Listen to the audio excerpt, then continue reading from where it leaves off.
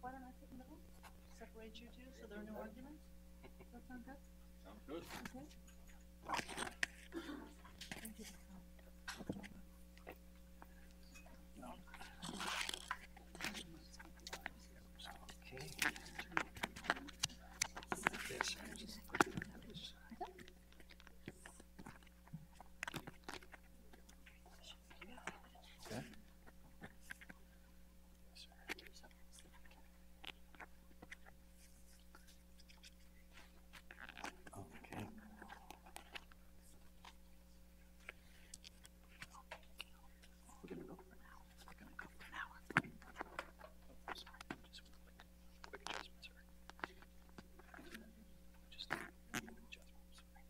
Sounds like church. Pretty quiet. Need to hear what you have to say. All right. Very good. I think everybody heard everything we had to say before we sat down as well. Good afternoon, everybody, and welcome to the American Enterprise Institute. I'm Danielle Pletka. I'm the Vice President for Foreign and Defense Policy Studies here at AEI. I'm joined here today by two of my personal heroes, I have to confess to you, Senator John McCain and General Jack Keane. I'm not going to spend a lot of time on long biographical introductions for those of you who don't know them. Why not? I wish you would. We have a lot to talk about here today, and I also want to make sure that we have enough time to hear from the audience and to take some questions from everybody. So let me start the conversation out. There's a lot to talk about on Iraq. It's been a week with an incredible amount of news. Some of it, a very, very small part of it good, and a lot of it bad. There's really been nothing but bad news coming from the Middle East for such a long time now that I suppose we shouldn't have been surprised to see the Islamic State in Syria and Iraq coming to the forefront, taking territory inside Iraq, moving towards Baghdad, threatening all of Iraq at this point. But nonetheless, that is the state of play. The question before us is, what is the United States going to do? And I think that there's a lot of questions hanging in the air about just how involved President Obama wishes the United States to be. There's no shortage of people giving him lots and lots of advice, all of us here on the dais included, and we're all waiting to hear what comes next. Senator McCain, I'm just going to turn to you first and ask you very generally, how do you see the situation? How do you see it moving? And what do you think the options are? I think we would all agree that the situation is dire, that there are now the largest and richest territory in history for a terrorist organization, ISIS in Iraq and Syria. And I don't think in this discussion we can leave Syria and the events that led up to the situation in Syria out of our assessment of the overall situation. I don't believe that they will directly, do they have the capability to directly take Baghdad? I do think we could see the kind of return of the situation in Baghdad we saw in 4, 5, and 6 bombings, assassination, the Shiite militias, that kind of disorder. But I think it's also apparent that not only is the Iraqi military, such as it is, incapable of defending Baghdad very effectively, but the question of whether they would be able to retake the areas that have already been overrun by ISIS. And remember, my friends, it's what, General, 10,000 ISIS that would be at the high end. Yeah, that have basically caused the collapse of a army that we built up of well over 100,000. So I guess then, and I'll try to make it short, there's no good options. There is no good option because this is the culmination of a number of failed policies and decisions that led up to it. So when we talk about options, there will always be some rebuttal to it. I mean, airstrikes, yeah, who, where, and how do you identify them? Additional troops, how do you do that? How can you do better? You know, there are no good options right now, but the worst option is to do nothing. The worst option is to let this situation continue to deteriorate into chaos. General Keane is much more of an expert on exact kinds of tactics to be used with air power, et cetera, than I am. So I'd like to leave it up to him. But I do believe that air power is much more than just the lethality of it. Air power is a psychological factor too. When troops are on the ground, whether you're for them or against them, and planes fly over, it changes your thinking. It has an effect on you. And so the fact that we're apparently now, at least for the time being, we are ruling out air power, I think is another unfortunate decision that the White House is making. But you and General Keane had a piece in the Wall Street Journal, which I think lays out what our options are. And again, I'm getting almost angry, not angry, but when the first allegation is these guys want to send in troops on the ground. We know that that's not a viable option, that that's a straw man. But for us to say that we can do nothing and sort of sit by and watch it happen like hurricanes do or earthquakes is certainly not, I think, a viable course of action.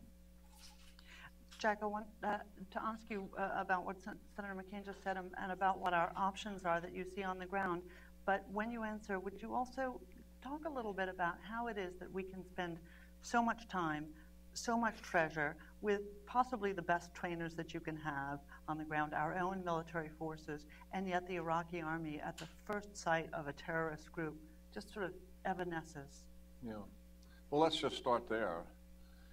I think most of us believed after we executed the surge in Iraq in 7 and 8, and that was successful. By 9, there was 90% reduction in violence, and it was well within the Iraqi security forces' capability to handle that. But coincidental to that period of time, Maliki began to move against his political opponents, and not viewable to many except true insiders. It started before 2011, but it really was accelerated after 2011. Not only his political opponents who were part of the political class were being purged, but then he began to purge those in the military. And many of the leaders in the military had distinguished themselves during the surge period. And I saw a lot of that myself up front and close. And they were very capable. And they had a certain amount of devotion from their troops because of what they were able to accomplish. They fought side by side with us and they distinguished themselves. Many of those leaders, battalion, brigade, and division commanders, were removed from their positions and replaced by cronies and hacks who did not have the respect of their troops. And over time, this doesn't happen overnight, but over time, in the course of a number of years, the morale in those organizations was depleted. So much so that the strength in some of these organizations is only 50, 60%. And so that army that ISIS faced is a mere shadow of its former self, and it helps to explain why there was such an immediate collapse in the face of a determined, somewhat ruthless and brutal enemy. And the fact of the matter is, things are not reversing, but in the last couple of days, the momentum that was achieved initially has changed. There hasn't been a town or city of any consequence that has fallen. The resistance has stiffened. But ISIS still has tactical initiative. They're choosing where the fight's going to take place. But there is now some resistance to that. And most of this has taken place north of Baghdad. We don't believe that, despite the success that ISIS has had, do they have the fourth generation, apologize for a military term, or the combat power to take Baghdad. I mean, Baghdad, if you look at it, looks like Los Angeles in terms of the sprawling nature of the city, multiple egress and entrance routes. There's no terrain that wedges the city to speak of, other than the rivers that go through it. And the fact of the matter is, that would take a considerable force to do that, nor do they have the capability to evict the central government. They can do suicide attacks, vehicles, and other things. They can mortar and rocket, very similar things to what they did in 2006, and were very skilled at it. And we took all that capability away from them. They're going to try to move around the belt of Baghdad, which is their suburbs, and try to isolate the city and try to gain control of that. It'd be much more difficult on the eastern side for obvious reasons. That's where the Shia strength is. But that'll still be challenging for them. I think they would accept a line of division in Iraq, which gives them the west and most of the north, not all of it, but most of the north, coupled with what they've achieved in Syria, would be the largest radical Islamist piece of ground and territory and an influence that this movement has achieved since it began in the 1980s. And that in of itself is consequential, and that would pose a significant threat to the region, to Iraq's and Syria's neighbors, to Europe and to the United States. And I've always said, and while this is certainly immediate attention is about Iraq, it's not just about Iraq. This is about the United States national security here.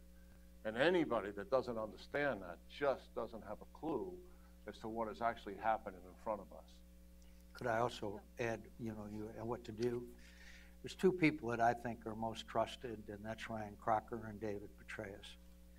I would call them to the White House, along with General Keane, the architect of the surge, and I would send them to Baghdad.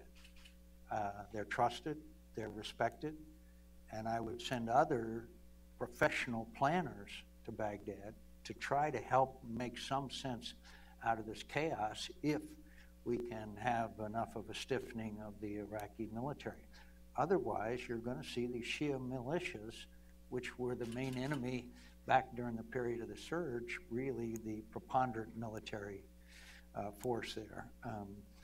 And again, I don't want to revisit the past, but we predicted it, and the fact is we could have had a residual force there. And I'll be glad to go into an explanation of how I know that, because Lindsey Graham and I were there on the ground with Maliki, Alawi, and with Barzani. But since we're looking forward, I really believe that that there also has to be a provision for a transition government. And I don't know exactly when that should take place, because that's not our first priority now. Our first priority is security. But I believe there has to be a transition government into a coalition government headed by a Shia, but a moderate one and a respected one to affect national reconciliation. So do you think Maliki has to step down? Because there is a coalition government I now. do believe that he has to, yes. But my first priority is stability of the military situation, but there must be a coalition. Now, what's the problem? While we are having meetings at the White House and while the president flies out to golf games and fundraisers, the Iranians are moving in. Probably the most evil man on earth, at least in my estimation, the head of the Quds Force, was already in Baghdad.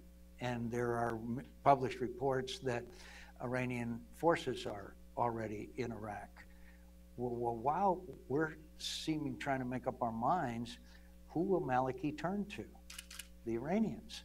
And there's every risk that we can see a significant Iranian influence, which there already is, but even greater influence and even Iranian military there in the fight. That is not good. That is a terrible turn of events. I haven't asked General Keane what he thinks might happen there. I want to press you back, and I want General Keane to answer that question of you as well. But here's the question from me: how does this work?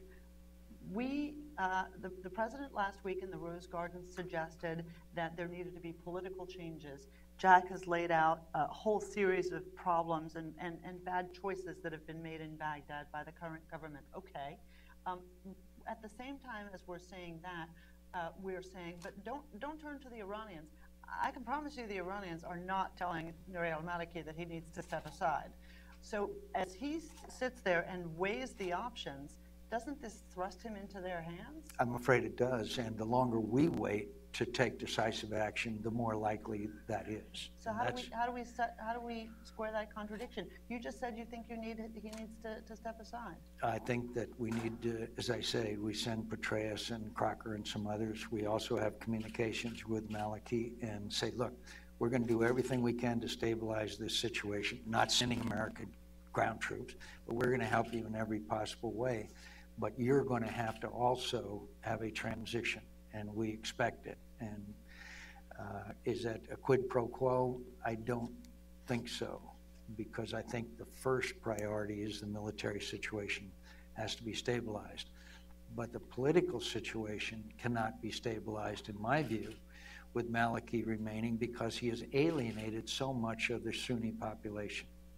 I understand. Yeah, I don't know if General Keane agrees with that or not. I mean, I think the fact that we're seeking conditions and concessions from Maliki before we would commit military force is misguided. The fact of the matter is, that's all rhetoric. What's going to make a difference is the leverage that the military assistance provides to the regime so that the regime can be sustained. We have to solidify the defense of Baghdad. That's job one. Second, militarily, we have to conduct a counteroffensive to take away the territory and ground that ISIS has been able to seize. And the fact of the matter is, by providing that military assistance to ISIF and its forces, that would give us the leverage that we don't have right now, because we have a seat at the table. The senator is right. The person that has a seat at the table outside of those who are in the regime are Iranians. That would change dramatically if the United States came to provide tangible military assistance that actually changes things on the ground. It becomes decisive in assistance with those ground forces. So you're seeking a political answer here, which is obviously a coalition government. Remember, election April 30th, Maliki does not have enough votes to form that government. His opponents do if they gather together and form the coalition government. So we have this confluence of what is in the Constitution and the fact that a government has to be formed at the same time this crisis is going on. I see that as opportunity for us to leverage that and put together a coalition that makes sense. This doesn't happen overnight. And I agree with the senator's recommendations. We have a lot of people here that are highly skilled in working with this government, but also have significant relationships with the Sunni tribes who are now working with ISIS. There's those that are not reconcilable, and there's 2 or 3 of them. JRTN, 1920s Brigade, I don't want to get too much detail here, but there are many that are reconcilable who we reconciled with in the past. And we have those relationships. And I'm convinced that they saw positive change taking place politically, where they're back into the political infrastructure of the country, and it's serious and real and not smoke and mirrors, then I think we have a different situation also on the ground. And by the way, militarily, these people are not 10 feet tall. Good Lord. I mean, they're well armed with light weapons. Now they have some other weapons that they took from ISF. They changed from a terrorist organization conducting terrorist activity to a terrorist organization and conducting a military operation in relatively large groups. And the more they get into large groups and staging areas and move down roads, the more vulnerable they are to us in terms of our application of military force, particularly air power, coordinated with ground forces. More challenging was 2007 and 8 in various neighborhoods inside Iraq, same people in 8 to 10 man cells living in the population, and we're having to go in there and wean that population to our favor and then dig these guys out of there. We did all of that, but that was much more challenging militarily than what we have in front of us today. Could I just add on this issue of Maliki?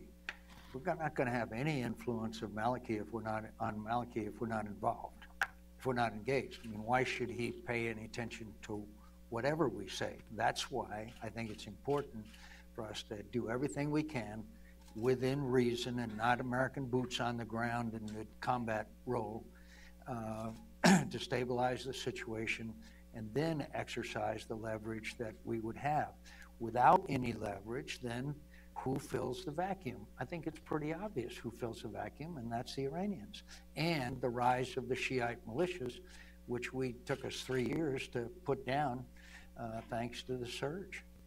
I want to press Jack on some of the things that he just laid out, but I also want to, there's so many things to talk about here, and I apologize to all of you for jumping around a little bit, but you know, if you're a cynic, why not say, you know, if the Iranians want to do this job, if the Iranians want to expend their soldiers and their firepower and their credibility, such as it is, getting rid of ISIS, fine, why not?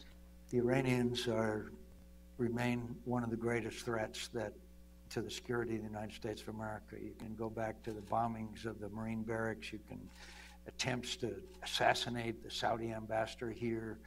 The most important thing to me, and I'm sure to any veterans here, is the supplying and training of these people that planted these most efficient, if you want to use that word, IEDs, the copper-tipped ones that were responsible for the deaths of many, many, many Americans, and the training they provided to these people who carried out these acts. These are the worst actors, in my view, in the world today. And for us to somehow rely on them for anything that would be in America's national interest would contradict the entire behavior and rhetoric and propaganda and well-known positions of the Muslim clerics in Tehran. So you don't agree that that we could make a partnership a la Stalin and Roosevelt? It's the best. Well, you know, General and I were talking about that. Stalin never attacked the United States of America, so that comparison I think is not valid. But also, if anybody can convince me where it would be in our interest to see the Iranians even in more influence and control in Iran, in Iraq, I would have to see it. And it is a clear record that we're the great Satan, and they will utilize everything they can within reason in their power to destroy the United States of America.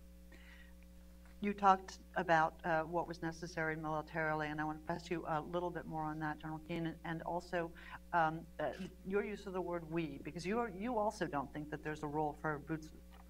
We all now say boots on the ground. It's become such a trope, but there's no role for U.S. combat soldiers in Iraq. But what do you see as the necessary cooperation that the Iraqis need from us? Yeah. Well, first and foremost, they need to get an intelligence architecture that we wouldn't give them the architecture. We would have it there, which we don't have now. And we would download all of our national theater and local intelligence systems so we have true situational awareness. Military term that tells you what is the enemy doing, where is the enemy, who, what, when, where. And we need that. When we pulled out of there in 2011, that screen for Maliki went blank. We took all that capability with us, never left any of it there for him. We have to put that back because all we can see is down the road. We need to see what's happening in Syria, what the lines of communications are, where the staging areas are, what's happening in northern and western Iraq. We can get all of that back in the useful hands of military practitioners. These would be Iraqis who will be able to take action against them. That's number one. Number two, they need some planners. We need people to help them think through this process. Not so much the defense of Baghdad, which they could use some help with, but the counteroffensive. And we have highly skilled people that know how to do this. They also need some advisors at least down at the division level to help the division commanders work through the challenges that they're facing. And I also would clandestinely employ some special operations forces that would target critical staging areas or critical command and control nodes if we found them, but also would target their leaders. I wouldn't talk about where that's coming from or who's doing it, but we would just do it. Things that we do every single night in Afghanistan, they used to do every night in Iraq when we were there. They're highly skilled. They don't need to be dependent on a lot of people, but nonetheless, it would be a significant combat multiplier. And then the last thing is air power itself. We need to get intelligence, surveillance, and reconnaissance of the battlefield, and we have to go out and take a look at it to see it, and that will help us get targets. I'm not suggesting that the targets are going to be available to us like when we invaded Afghanistan and we ran sorties every single day, or when we invaded Iraq and we had hundreds of sorties every day. That was an air campaign. This is not what we're talking about here. This is limited and selected use of air power. So you need something to look at it, acquire the targets, and then you conduct military term and air interdiction against those targets. Those targets are staging areas, lines of communication where they're moving supplies, safe havens, sanctuaries.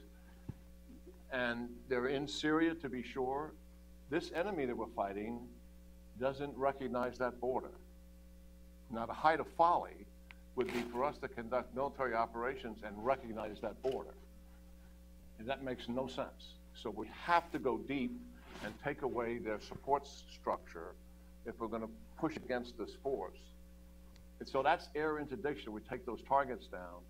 And then as they get closer and fight the Iraqi security forces in places they're doing now, to facilitate the use of air power, we cannot let the pilot just release those bombs so close to friendlies because they'll be killed or civilians will be killed. What we do, just to understand it, is we have air-ground controllers who take charge of the bombs that are in the airplane. They laser it, the guy gravity drops the bomb and we laser it to the target. With a 95 to 98% of probability it's going to be within 30 meters of the target. Pretty high precision weapons. We also provide digital coordinates to the bomb. It's gravity drop and it flies to the target. We take control of the munitions away from the pilot, not that he's not important, he is, but this is how we deliver accurate munitions in the face of friendly forces and not do harm, and also in the face of civilians who are in populated areas, and be effective with that. That requires, I believe, special forces on the grounds to do that, who have the skill sets to do that, speak the language of the Iraqis, are used to operating with host military forces. That's all they do, is work with military forces from other countries. So this is sort of the suite of things that are available to us. It's very different from a big, large air campaign. It doesn't require a lot of resources to do it, but nonetheless, it would be quite effective, and it would empower the Iraqi security forces to have some success. And then we begin to leverage this situation because the United States has provided a capability that is becoming more and more decisive. And we obviously have a seat at the table in terms of what the final outcome would be politically. So let's talk about Washington politics. We lay out the set of options that way, Washington and American politics, and we say that Iraq and Syria and the challenge in the two really are not divisible. All I can think to myself is, well, what would happen if this got put to a vote? If the president had not, in fact, decided, as the Wall Street Journal reported today, that air power is not going to be an option for him right now, what would happen? I think it depends on leadership, Danny. This is all about leadership. And frankly, I grow a little tired of this. Well, Americans are war weary. Do you think the Americans weren't war weary after World War II and North Korea invaded South Korea and Harry Truman said, look, we're going to stop this, and we lost, I believe, 30,000 dead and I don't know how many wounded. Do you think that Americans were war weary when after World War II, when we had really so many thousands of casualties, but we had the kind of leadership that was there, the kind of leadership that when on several occasions that after the Vietnam War, everybody was war weary then, but it requires a president who will sit in the Oval Office and look into the camera and say, my fellow Americans, what's happening in Iraq and Syria today is a direct threat to the United States of America. These are the pictures of the slaughter that's taken place. These are the atrocities that are going on.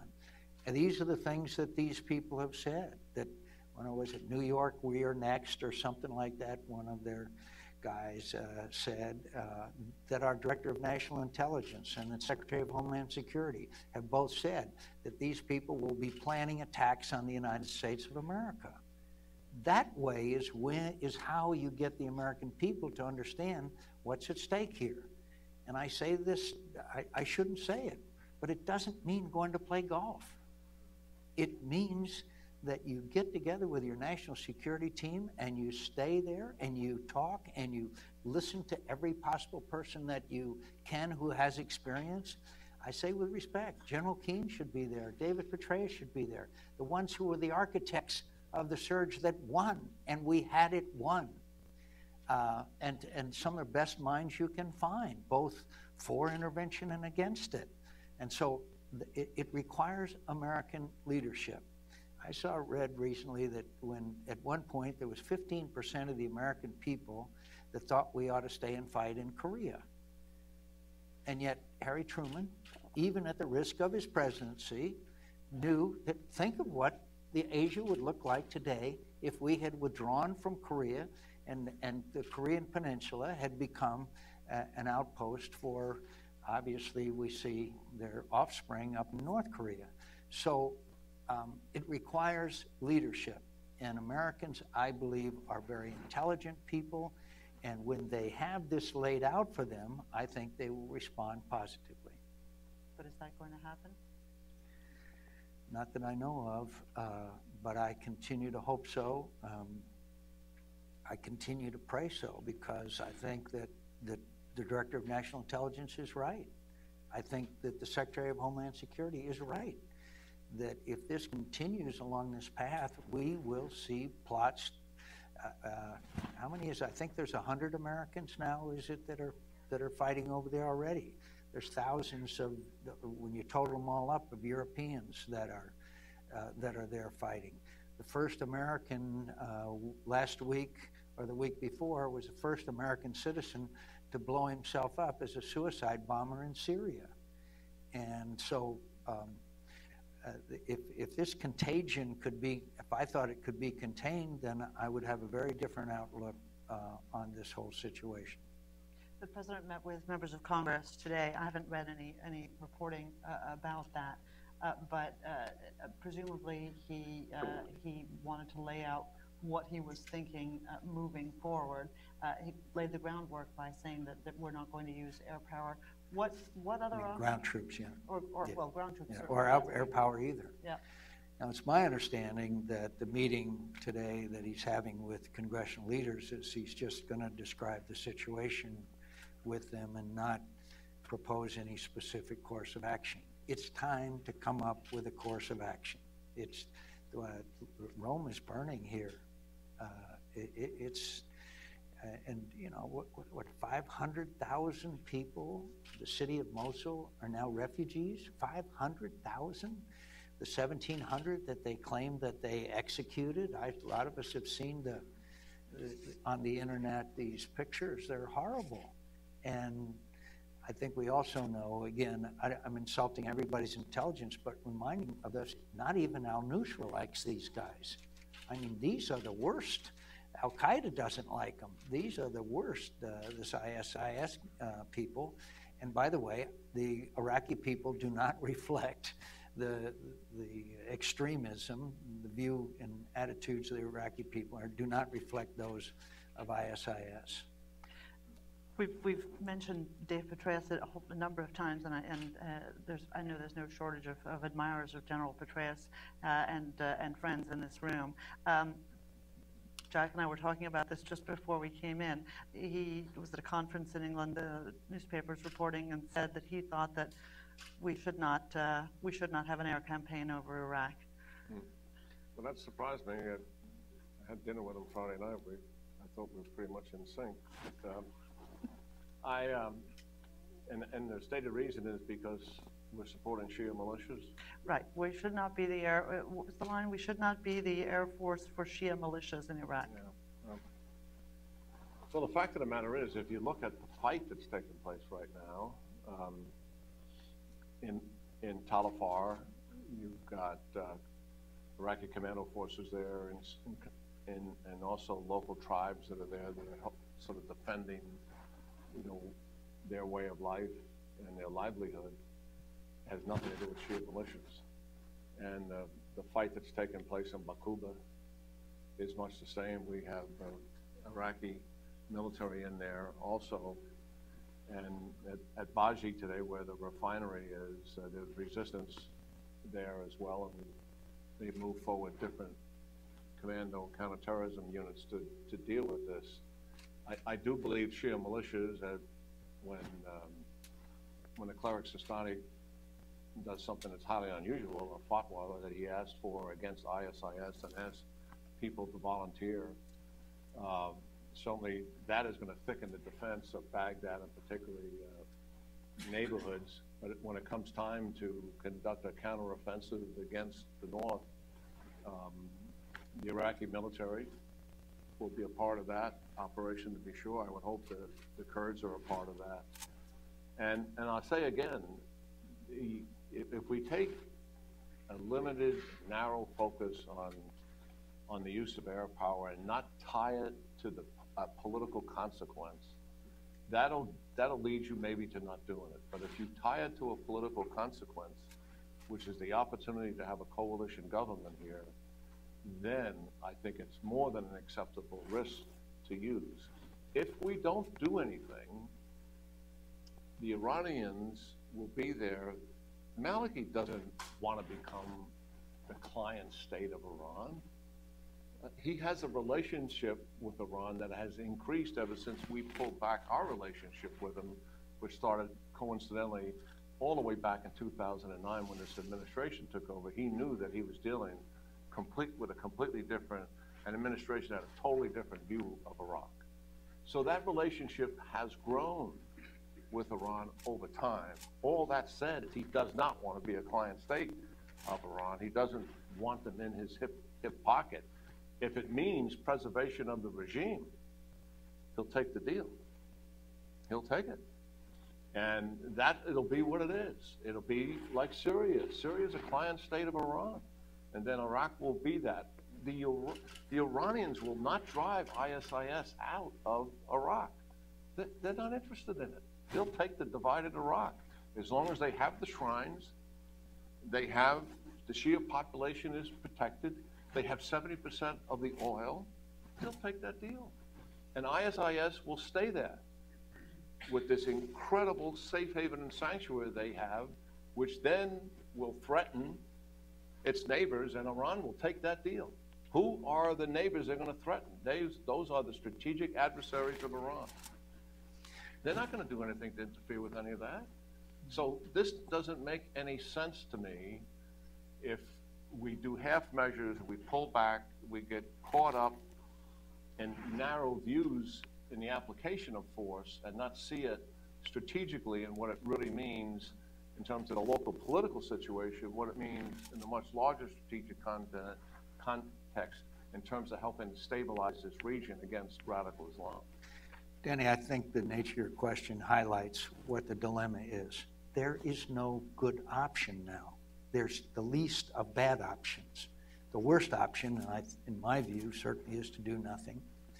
And every one of these proposals that we are discussing has a downside to it. And I don't mean to beat a dead horse, but we are looking at the results of bad decisions that were made a long time ago.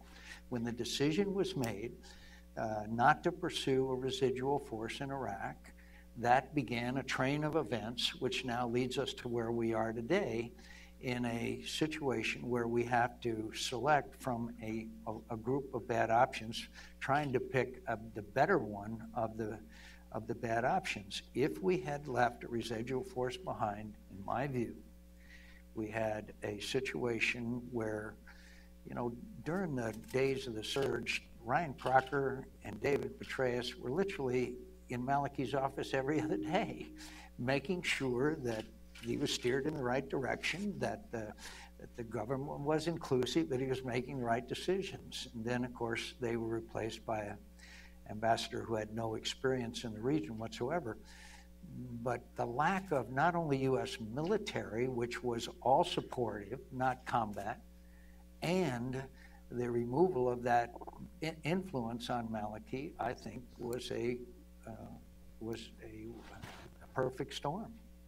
Plus the Arab Spring, plus what happened in Syria. You lump that all together and you find we're where we are today with choosing from a better of bad options. A lot of people have been talking about the redrawing of the borders that were drawn at the beginning of the 20th century. And I think for some, I know Vice President Biden is always interested in talking about the dissolution of a country that we're operating in, Afghanistan and Iraq being the two that he's suggested should be divided up.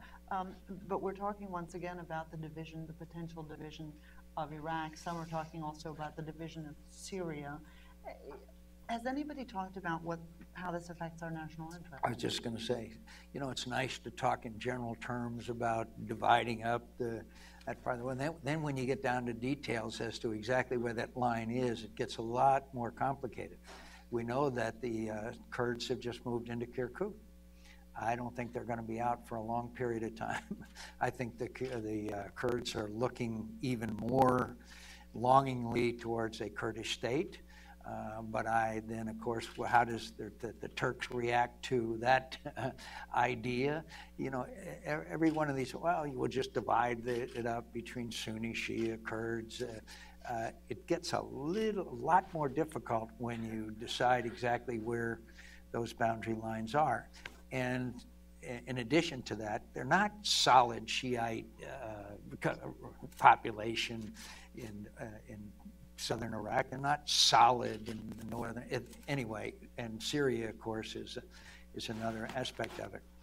I do believe that if nothing happens, you will have a de facto partition, Kurd, Shia, Sunni, and God knows about Syria, but where Iraq is concerned. But that is also something that is going to alarm the neighbors.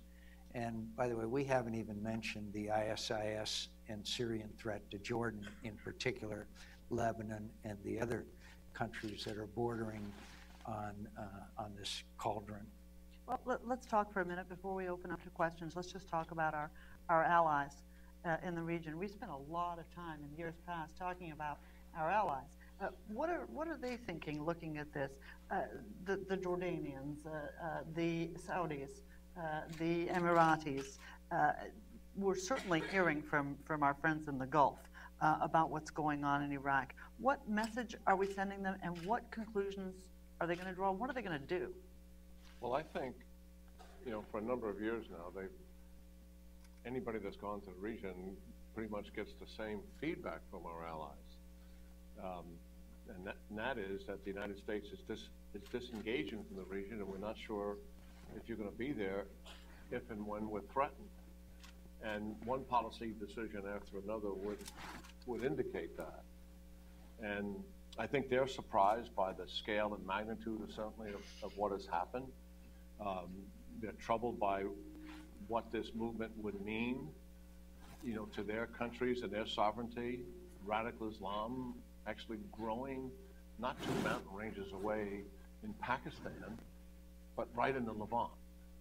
That is a stunning achievement for radical Islamists and significant threat to them. And I think the other thing they're worrying about as they watch this unfold geopolitically is the influence that Iran has had in Syria. That state is there, still propped up because of Russian and Iranian influence, period. That's the reality of it. And they would see Iraq and Iran have an undue influence in Iraq as well. So when I think they look at this, it's got to be significantly unsettling for them, because they've been telling us that there's danger ahead. And here it is. It is right in front of us now. It is here. And I'm sure they're sitting there looking at this, and they don't know if the United States is going to do anything. Imagine that. I'm convinced that they have serious doubts as whether the United States, even now, with the magnitude of this threat, will do anything. And you know, Danny, they have to stay in the region. The United States, for better or for worse, can leave the region. So they have to accommodate the realities on the ground. I think I read that the Saudi foreign minister flew to Tehran and spent some time there. So my concern is if they believe that, they have to live in the region and they have to accommodate. And the worst thing that they would want to do is accommodate to the Iranians, but at the same time, if it's a question of survival, they will at least explore other options if they think that the United States is not the stabilizing force that we've been in the region for many, many, many years. I want to ask you one last thing, and I'm sorry, I was switching bait. I promised to let you all ask, but I have to ask you this. One of the things, as I've talked about this in the press and with many others, that I have constantly heard is, none of this would be a problem if Saddam Hussein were still there. If only we hadn't upset the careful balance, the dual containment. You said something very shrewd a number of years ago that I often quote, and that is that the assumption always is that the status quo would have remained the status quo, and that we just upset the apple cart, otherwise he just would have remained there. I think that's absolutely true, but I wonder what you think. I believe that Saddam Hussein sooner or later would have been a threat to the United States of America. It's clear that although he did not have weapons of mass destruction, certainly those were his ambitions. And one of my deep regrets is that the information that was provided to us and the American people that turned out not to be true, that he had a stock of weapons of mass destruction. Turned out not to be true, but the facts that they were presented to me and to now Secretary of State, Senator Clinton, many other Democrats caused the vote that we took. If I were presented with the same information today, I would cast the same vote. I mean, unlike Mrs. Clinton. But the fact is that Saddam Hussein, not to mention his brutality and all that, there's lots of brutal dictators in this world, had ambitions, and those ambitions were threatening to the United States of America. I don't think that Saddam Hussein would have restrained himself in his quest for domination. That everything about his behavior in the past, including the war that he waged with the Iranians, indicates that he would be satisfied with the status quo, and the status quo would have remained. I don't know how General Keane. Let's take some questions. Come on. Sorry, folks. The young man in the front, if I can just remind you all of our House rules, please. Wait for a microphone. I'll call on you. Wait for a microphone. Identify yourself and ask a question. Don't make a statement, please. This gentleman up front.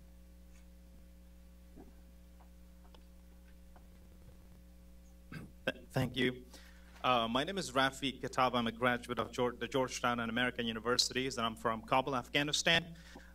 Senator McCain, you stand for the best of what America is and what makes America exceptional. So in my book, you and Lindsey Graham and a bunch of others in the Senate are true American heroes. You talked about options in Iraq. Called on him. I know. We worked this beforehand. You talked about options in Iraq. I think determining the type of action requires establishing the true nature of chaos in Iraq. And I see a dichotomy of diverging, discombobulating narrative being put before the American people and the world. The established facts are that this is an onslaught by an Islamist radical extremist group committed to establishing an Islamist state. And and the administration is calling it a sectarian conflict, and therefore their problem, that's justifying inertia or lack of action. What are your thoughts on that? And would things, as the administration is, approaching, taking certain attitudes towards Afghanistan, similar attitudes, would things unravel in the same way in Afghanistan as well? Thank you. I think that if we stick to this decision to remove all U.S. forces by 2017, that we will see this same movie again. I believe the Taliban, in the testimony of experts, has been resurgent. I also believe that they can wait. I believe they also have sanctuary in Pakistan, and I think that the same events can transpire. I'm glad we had another presidential election, but there's a great fragility to this civil society in Afghanistan today. My friends, look at how far they have come, but it's very fragile. And I think an enduring United States presence, which both of the candidates were in favor of, not just a BSA, but a continued American presence. I hope that the president will learn from the lesson of Iraq and not repeat it in Afghanistan. He can always change his policy. Yeah, I don't wonder if General Keane. Well, I just would add something. I agree with what the senator said. I hope that what comes out of this is a true understanding and come to grips with the fact that we really do not have a comprehensive strategy to deal with the spread of radical Islam. I mean, it doesn't exist. I provided testimony on this. I've been challenged on it, and I've asked them, tell me what it is if we have one. We don't have one. And now we have it spreading rather significantly. It is in the Levant now. It is in North Africa. And we got to come up with a strategy to deal with this. And the only way to deal with this is the way we dealt with the other ideology we faced in the world, and that was communism. We came together because of common political beliefs that this was bad for the world, and we established political and military alliances to curb it and to stand up to it. And that's what we need now. Political and military alliances, share intelligence training, equipment, technology, help to train other people's forces to cope with this problem. And not about our people fighting all of it, but us certainly leading an effort to do this. And I hope now that this is an awakening in our administration and policymakers, that despite the fact that al-Qaeda has been decimated in Pakistan, radical Islam and its threat to the world is on the rise unequivocally, and we have to do something about it. Paul Wolfowitz. Hi, Paul Wolfowitz, AI. I think we recognize you. Thank you, sir. And thank you both for your service to our country and for your willingness to speak the truth. Pick up this question, start from what Jack said about our strategy in the Cold War, which I think was among the most important things, was helping people who are on the front lines of that fight. We heard for the last 3 years that if we do anything to support opposition to Assad in Syria, it will lead to radical Islam emerging in Syria. Well, guess what? We didn't do anything, and now we have the largest radical extremist group in Syria. What my question is, given that the Free Syrian Army seem to be among the few people willing and able to fight ISIS, what would be wrong with applying the same strategy that Jack proposed for Iraq to apply it to the Free Syrian Army, if, let's say, the Turks would be willing or the Jordanians would cooperate? Well, I totally agree with that, and I think this is an opportunity, because the only people in Syria that have fought ISIS is the Free Syrian Army, as Secretary Wolfowitz mentioned. That's the harsh reality of it. The fact of the matter is, Assad's regime forces and ISIS really do not engage one another. ISIS has been about territory and governance, and has not been about trying to attack the regime and take it down. The Free Syrian Army, who has seen ISIS as a threat to the larger Syria, has engaged them and has had some success with them. Jamal Muruk to be specific, is one of the tribal leaders, one of the military leaders who's had that kind of success. What needs to be done is a robust arms to the Free Syrian Army. They are getting TOW missiles now, and every indication of that program, pilot program, has been good. In other words, those weapons are staying in the hands of the people that we've given them to. The Saudis have given them weapons for a long time, and none of those weapons have fallen into others' hands. I think this is a policy recommendation that should have been adhered to a long time ago. Secretary Clinton, Director Petraeus, and the Pentagon recommended to the President in the summer of 2012 to arm the Free Syrian Army because the leaders had been vetted. That still hasn't happened in a robust way, and we need to train them in a robust way. And you have to connect the dots here in terms of what is happening in Syria and what is happening in Iraq. And we do have an opportunity here to push back on the ISIS in both countries, use the ISF in Iraq on the ground to push back, but also use the Free Syrian Army in Syria to push back. Not just on ISIS, but also on the regime in Syria. If we had done 3 years ago, even 2 years ago, what we're doing now, and I am not on the Intelligence Committee, I only know reports that we're giving them weapons and some training, which has been stepped up dramatically, it would have shifted the momentum on the battlefield. It's not enough now. Now you're going to have to take out their air, and that's going to give them the missiles to do so. And I believe you're going to have a humanitarian zone as well, where these refugees and training and army and a lot of things can go on. I don't think it's enough to do what we are doing now. If we're doing what we're doing now, before 5,000 Hezbollah came in the fight at the demand of the Iranians, then we could have succeeded then. And that, I think, will be one of the great tragedies in history. I wish every American could go to a refugee camp on the Turkish or Jordanian border. I'll never forget being there. There was only 100,000 some refugees there, and a school teacher was taking me around, and there's children everywhere. And she said, Senator McCain, you see all these children? I said, yeah. And she said, they believe that you Americans have abandoned them, and they're going to take revenge on you when they grow up. We are sowing the wind, my friends, by not acting in Syria and by allowing this slaughter to go on, which Bashar Assad will go down as history amongst one of the greatest mass murderers. This gentleman over here.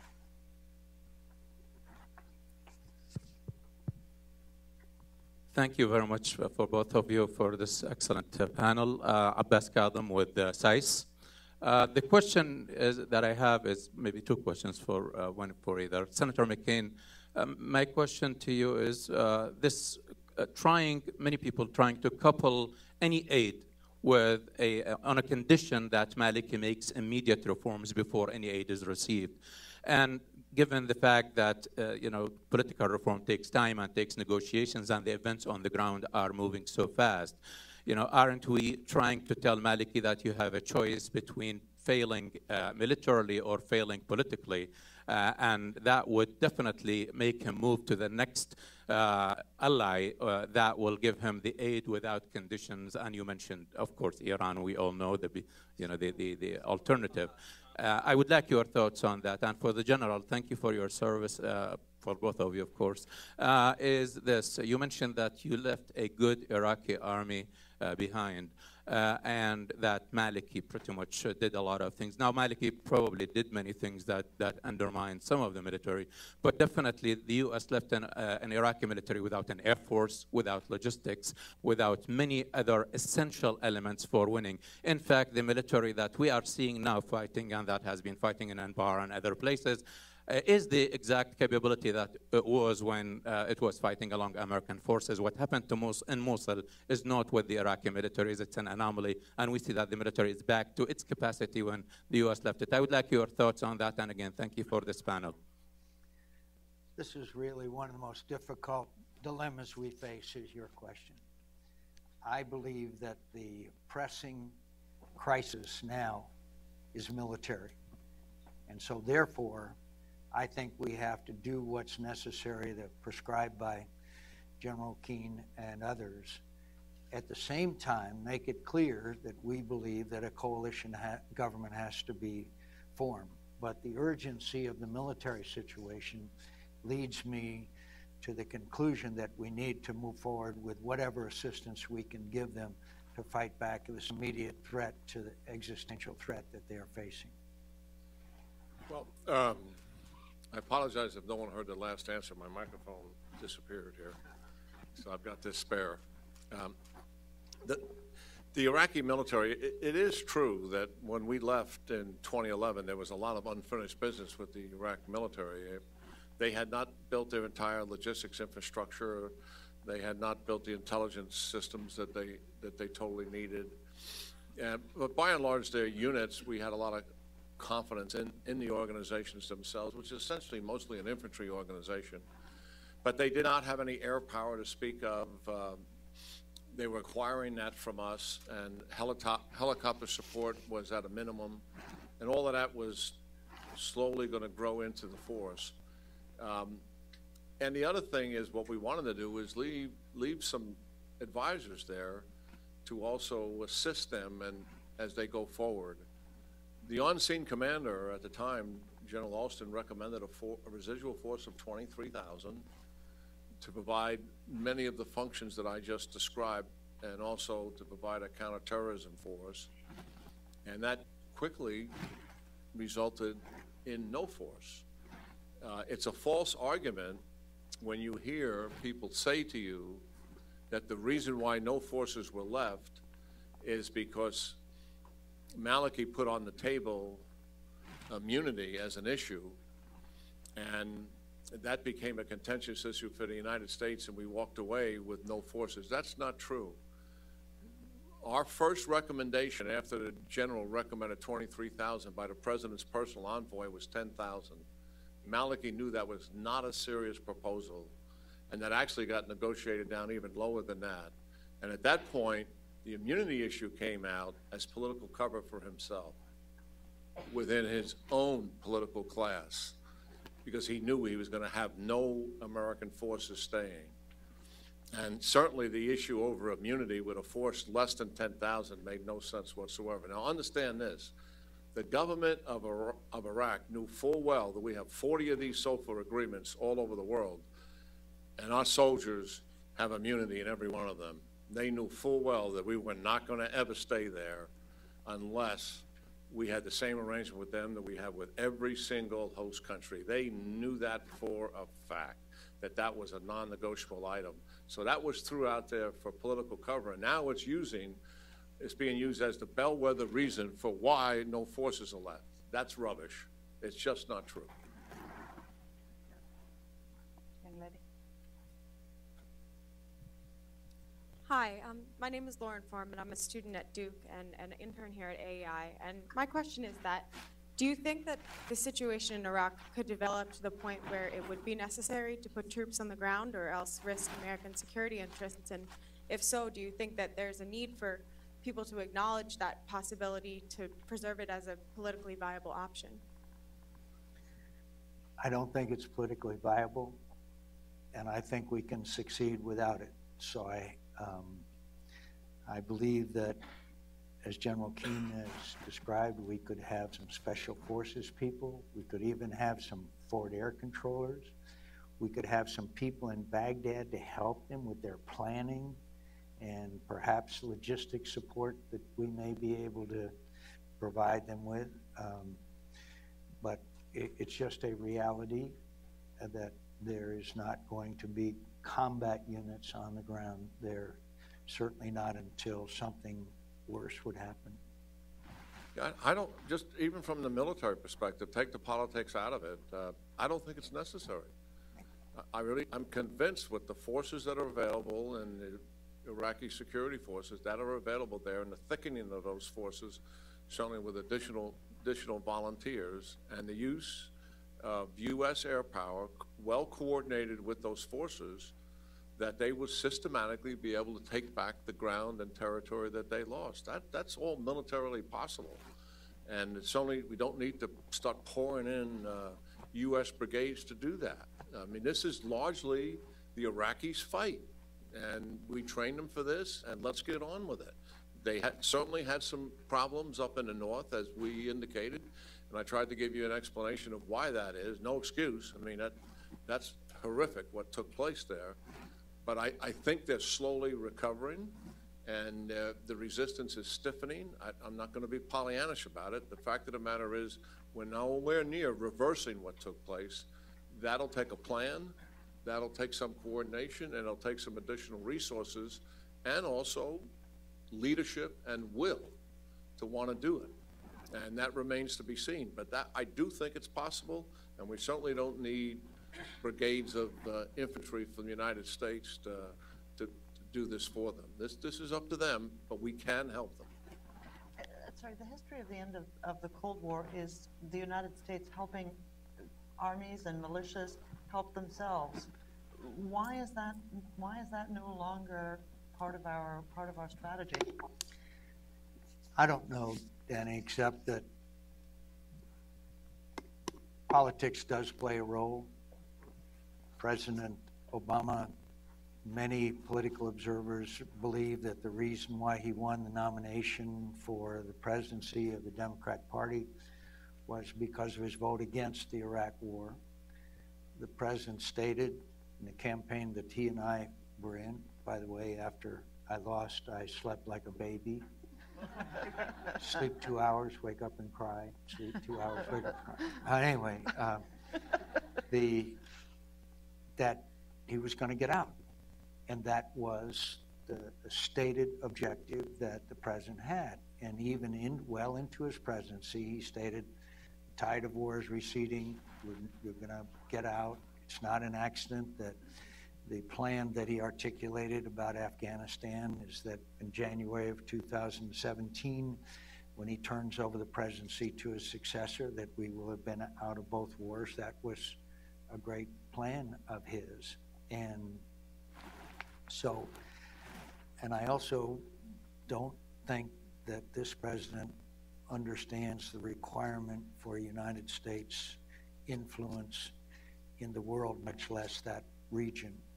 When vacuums are created, they are filled. And I think we have seen these vacuums filled, not only in the Middle East, but in many other parts in the world, because of the perception, not the perception that America is weak, the perception that we're unreliable. The seminal decision, I think, of the presidency was the Syria decision. That message reverberated throughout the globe. Very good. Let me acknowledge a guest of ours who I have not called on or spoken to, the ambassador of Iraq, Rahman Faili, who's one of the busier men in Washington, so I'm not going to burden him any further by making him take part in this conversation. I'm sure you're taking part in many similar conversations around town. Let me thank General Keane, Senator McCain, and all of you for joining us. The conversation will continue. Thank you both.